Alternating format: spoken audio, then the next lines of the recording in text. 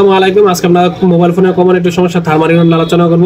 Thermal error আসলে কিভাবে সমস্যাটা ফাইন্ড আউট করবেন, কিভাবে সমাধান করবেন, তার A to Z আজকে আমরা জানার চেষ্টা করব। প্রথমে ডায়াগ্রাম নামটা একটু দেখে নেব, তাহলে বিষয়টা বুঝতে সহজ হবে।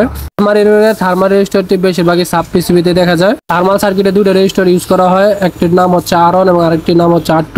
দুটি রেজিস্টারের ভ্যালু হচ্ছে 100 কিলো ওহমস। এবং একটি ক্যাপাসিটর ইউজ করা হয়, যেটির কাজ হচ্ছে ফিল্টারিং করা। থার্মাল যে রেজিস্টারটি অর্থাৎ R2 যে রেজিস্টারটি, তার এক প্রান্ত পজিটিভ থাকে এবং অপর প্রান্ত গ্রাউন্ডের সাথে সংযোগ থাকে। সার্কিটটি কাজ করার জন্য 1.8 ভোল্টেজ হয়, যা পাওয়ার আইসি থেকেও R1 রেজিস্টারে ইনপুট হয়।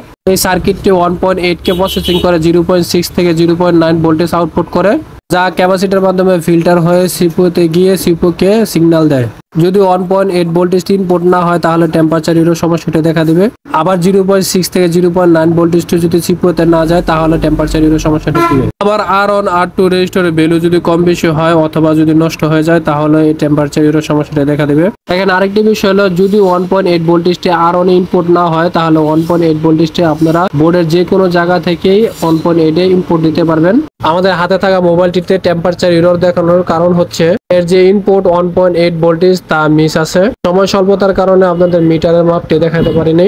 সাব পিসিবির অন্য একটা জায়গায় 1.8 ভোল্টেজ পেয়েছি, এখান থেকে 1.8 ভোল্টেজটি R1 রেজিস্টারে জাম্পার করে দিব, তাহলে ইনশাআল্লাহ আমাদের কাজটি সম্পূর্ণ হয়ে যাবে। আশা করি আপনারা বিষয়টা বুঝতে পেরেছেন।